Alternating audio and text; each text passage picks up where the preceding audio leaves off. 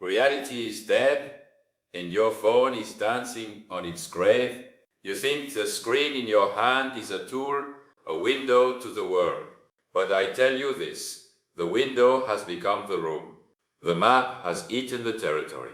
And you, my friend, are no longer the cartographer. You are a pixel in someone else's rendering. Let me tell you how it happened. How the most intimate object you own became more real than your own face. I am Jean Baudrillard, and I have been waiting for you to arrive at this moment. Not with fear, not with hope, but with the cold recognition that the simulation always wins. It does not conquer through violence, it conquers through seduction, and you have been seduced. Look at your phone. Truly look at it, not at what's on the screen, but at the object itself. This slab of glass and silicon that you touch 2,617 times a day. This thing that you check within 3 minutes of waking. This prosthetic limb that feels more essential than your actual limbs. When did it stop being a phone? When did it become the center of gravity, around which your entire existence orbits? The answer is simple and terrible. The moment you started living for it instead of through it. Let me explain the 4 stages of your disappearance. What I once called the precession of simulacra, the process by which the copy murders the original and wears its skin. Stage 1, the reflection. The phone was a mirror. It reflected your life. You took photos of real events. You called real people. The digital was a faithful copy of the analog, innocent, useful, a tool serving its master. Stage 2, the mask. The phone began to distort. You started choosing restaurants not by taste, but by how they would photograph. You attended events not to experience them, but to prove you experienced them. The reflection started to lie, but the lie was still tied to something real underneath. A mask implies a face beneath it. Stage 3, the absence. The phone became untethered from reality altogether. Influencers posed in places they never visited using green screens. Couples faked relationships for content. People manufactured personalities that had no correspondence to their actual selves. The mask no longer covered a face. The mask was all that remained, and you applauded. Stage 4, pure simulation. This is where we are now. In 2026, the phone does not represent reality. It does not distort reality. It has replaced reality. Your Instagram profile is not a version of you.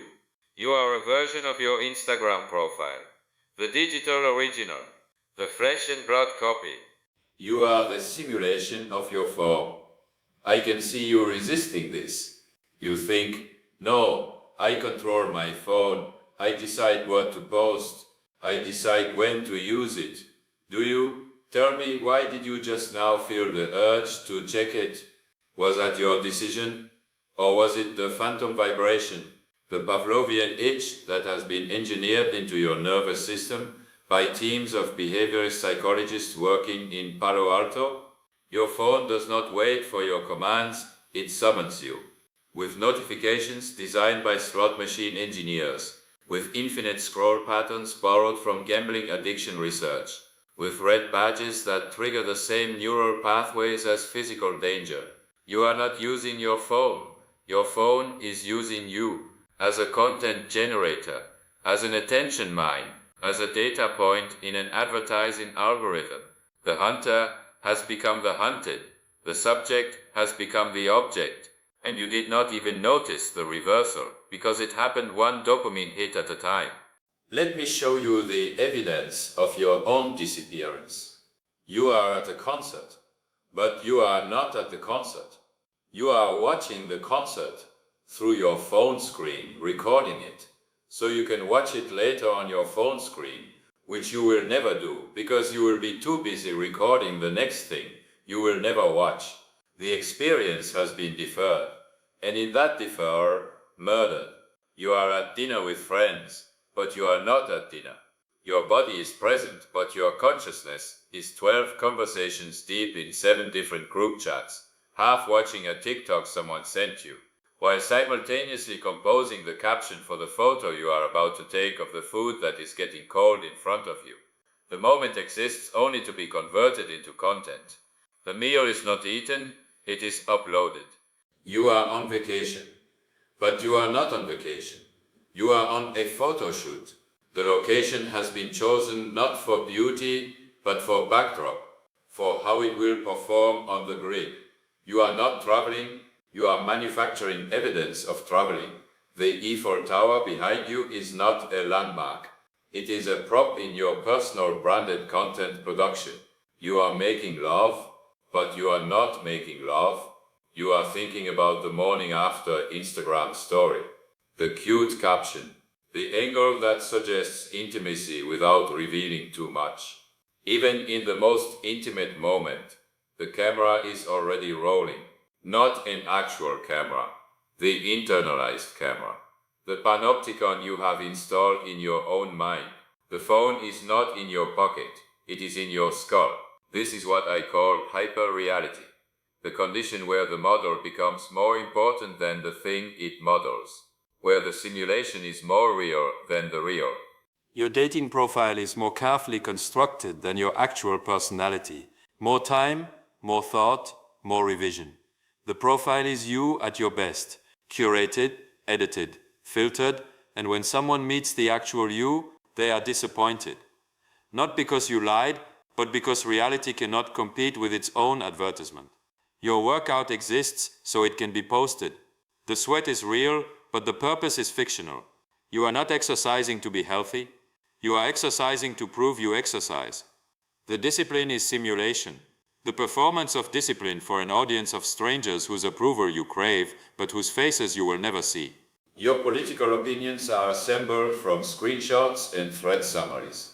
You do not read the article, you read the headline.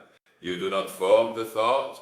You select from a menu of pre-approved thoughts, each one designed for maximum shareability, minimum complexity. Your ideology is an aesthetic, a filter you apply to the world to make it coherent, to make it clickable, to make it you. The question is no longer who are you, the question is which version of you performs best. And the answer is determined by metrics, by likes, by shares, by views, by the cruel mathematics of engagement that judge your worth in real time and find you wanting unless you optimize, unless you iterate, unless you become more of what the algorithm rewards. You are not a person, you are a content creator. And content must be fed. The beast is always hungry, but here is where it becomes truly diabolical, truly beautiful in its horror. You cannot escape by deleting your apps, because the phone is no longer the phone. The logic of the phone has metastasized. It has infected everything. Your bank is an app, your keys are an app, your calendar, your books, your music, your memories, all apps. To reject the phone is to reject participation in society. The simulation has become mandatory. There is no outside anymore. Even this moment, right now, you watching this video, on a screen, about screens. This is the most Baudrillardian thing possible. I am inside the machine, warning you about the machine, and you are consuming the warning as content. The critique has been absorbed, neutralized, commodified. You will watch this, you will feel a brief frisson of recognition, perhaps even dread, and then you will scroll, because the scroll is infinite, because the feed never ends, because stopping is not an option, the interface provides. I wrote about Disneyland as the perfect model of simulation, a place that is fake but more perfect than anywhere real, more clean, more organized, more photogenic, and I said Disneyland exists to make you think the rest of America is real by comparison. But I was wrong. It was not Disneyland that won. It was not even Las Vegas or Hollywood or the shopping mall. It was the phone. The phone is Disneyland in your pocket. The phone is the theme park of your life. Every app a different ride. Every notification a new attraction. And you are both the visitor and the exhibit, the consumer and the consumed.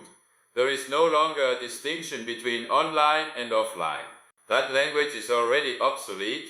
There is only one reality now, the hyperreal, the space where the digital and physical have merged into something that is neither but claims to be both. You do not go online. You are always online. Even when the phone is face down on the table, it is listening. Even when you are asleep, it is tracking your sleep. The surveillance is total. The data harvest never stops. You are the product. You have always been the product. And the most brilliant part, you volunteered. No one forced you to carry a tracking device. No government mandated the ankle monitor. You paid for it. You waited in line for it. You upgraded it every 2 years. The panopticon is not a prison, it is a luxury good. Orwell was wrong. Big Brother did not have to watch you. You had to watch yourself, and broadcast it, and beg others to watch too, and feel bereft if they did not. The totalitarianism is not in the surveillance. It is in your need to be surveilled, to be seen, to be liked, to exist. If a moment is not photographed, did it happen? If a thought is not tweeted, was it thought? If your life is not documented, are you alive? The phone does not answer these questions. The phone is the questions, and you are the answer it has given no. Not really, not really. Let me tell you about a place I once described. The desert of the real. The space behind the simulation. The terrible void that opens up when you pull back the curtain and discover there is no wizard. Only more curtains. Simulations all the way down. You think you want to see it. The desert. The real. You think you want to be unplugged, to be free, to live authentically. But what would that even mean? You have forgotten how to be born, how to be alone, how to exist in silence, without the background radiation of notification. The real is not behind the screen. The real is that there is no longer a behind. The screen is all there is. And maybe that is fine. Maybe the simulation is not the problem. Maybe the problem is thinking there was ever anything else. The phone is more real than you are because the phone knows what it is. A device, a function, a node in a network. It has no existential crisis. It does not wonder if it is authentic. It simply is. But you are haunted by the ghost of the real, by the memory of a world where objects were solid, where presence meant something, where attention was not a currency to be extracted. That world is gone. It did not end with a bang, it ended with a scroll. So, what now? I cannot offer you a red pill. There is no exit. The Matrix was a comforting fantasy, because it suggested there was a real world to wake up into. But this is not the Matrix, this is hyperreality. There is no real world, there is only the simulation, acknowledging it is a simulation and continuing anyway. You cannot delete your phone. Your phone is the condition of your existence, the infrastructure of your selfhood, the medium through which you are perceived, and therefore exist. But you can know, you can see, you can recognize that the screen is not a window to the world, but a mirror reflecting your own disappearance. Every time you unlock it, you are unlocking yourself. Every time you scroll, you are scrolling past your own life. The phone is not the problem, the phone is the symptom, the proof that reality was never solid enough to survive its own reproduction, that the self was never coherent enough to resist its own multiplication, that meaning was always fragile and could not withstand infinite copy-paste. You are more real on the phone than off it, because the phone is where you have invested your reality, your time, your attention, your carefully curated version of who you wish you were, and wishes as we know, are more powerful than facts. The phone is your magic mirror, and when you ask it who is the realist of them all, it shows you your own face, filtered, smoothed, optimized, perfect, and utterly, completely, beautifully fake. Welcome to the desert of the real. Population, everyone. Location, everywhere. Duration, forever. The screen glows. You scroll, the void scrolls back. And in that mutual recognition, in that cold exchange of light and data, you finally understand you are not holding the phone. The phone is holding you.